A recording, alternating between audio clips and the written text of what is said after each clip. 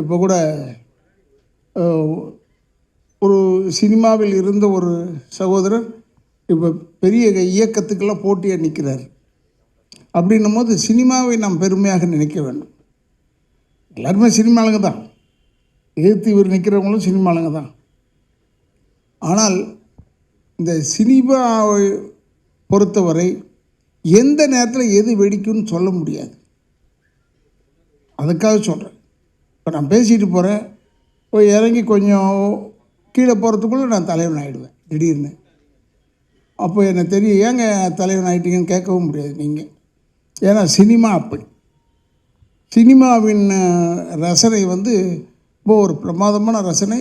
Cinema இருந்தோம்னா நமக்கு கூட்டம் சேரும்னு மட்டும் நினைக்கக்கூடாது, அர்த்தத்தோடு கூட்டம் சேரும்னு நினைக்க வேண்டும் என்று சொல்லி, என்னுடைய அன்பு சகோதரர்கள் செல்வகுமார் அவர்கள் இந்த ஃபங்க்ஷனை தொடர்ந்து செஞ்சிட்ருக்காரு.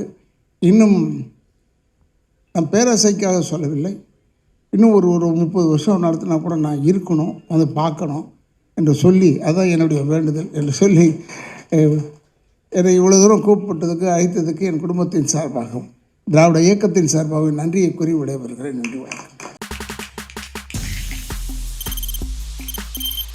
தவிர்க்க முடியாத தம்ப்நெயில்ஸ், கலக்கலான கண்டென்ட்ஸ், சினிமாவும் சீரியஸ் பிரச்சனைகளும், பல வருடங்கள் இடைவெளிக்கு பிறகு இந்த படத்துல ஒரு கலகலப்பும் கைகலப்பும்,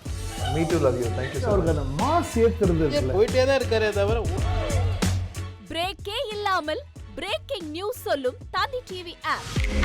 இன்ஸ்டா தலைமுறை வரை இறங்கி அடிக்கும் தந்தி டிவியின் டிஜிட்டல் எக்ஸ்க்ளூசிவ்.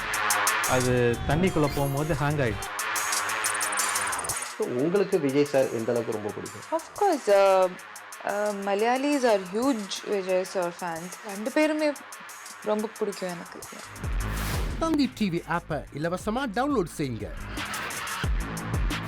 ஃபாலோ பண்ணுங்க, சப்ஸ்கிரைப் பண்ணுங்க, என்ஜாய் பண்ணுங்க.